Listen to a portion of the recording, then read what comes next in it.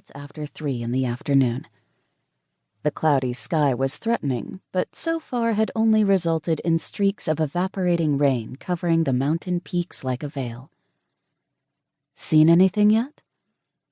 Laura was at the wheel so David could focus on spotting wildlife, especially grizzlies. A squirrel, maybe. David squinted at the deep woods outlined by stretches of clearings.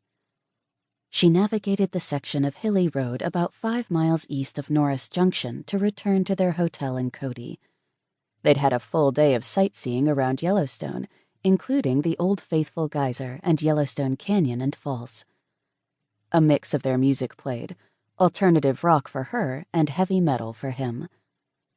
Approaching a blind curve, a small red car in front of her suddenly veered into the left lane. What the... Laura gasped as a prickle of adrenaline shot up her arms. In a moment, it became clear. A large white pickup loomed in their lane, bearing down on them head-on. She swerved hard left, but too late. The truck smashed into their front passenger side at full speed. With a deafening boom, Laura and David were thrown forward. Their SUV spun 360 degrees as bits of metal shot into the air. The airbags deployed with a punch and then deflated, leaving the acrid odor of explosive charge. Talcum powder drifted through the air like dust motes. Everything shuddered into slow motion. A geyser of steam erupted from the engine. Laura realized their vehicle was sliding backwards from the force of the collision. She frantically hit the brakes. Nothing. The SUV skidded while the engine hissed. She saw the ravine next to them. With a tremendous jolt, the Nissan slid over a curb and stopped, teetering inches from the edge of the steep drop-off. Laura turned to David, slumped against the passenger window. She shrieked, "David! David!" No response. She had to get out, get help. She desperately pushed at her car door, and it refused to budge. They were trapped. "Help! Help!" Steam poured from the front of the SUV. She scanned the rearview mirror, trying to make sense of the chaos in the back. "Puppies, are you hurt?" When the dogs were silent, she was sure they were injured. Or worse. David took a big gulp of air. His chest rose, then stopped. Each few seconds between his irregular breaths seemed to last for minutes. Panic overtook her.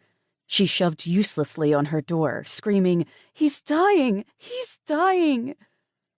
Like a mirage, someone peered in her window and tapped on it. "Help us," she pleaded.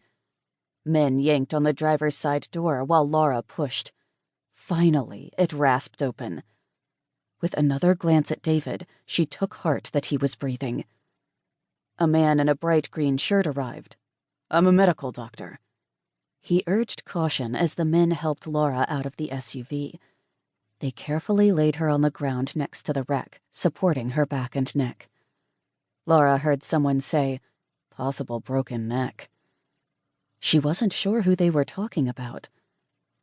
Things hazed in an almost hallucinogenic way. She wiggled her hands and feet. Other than a deep pain from her seatbelt, she didn't appear to have other major injuries.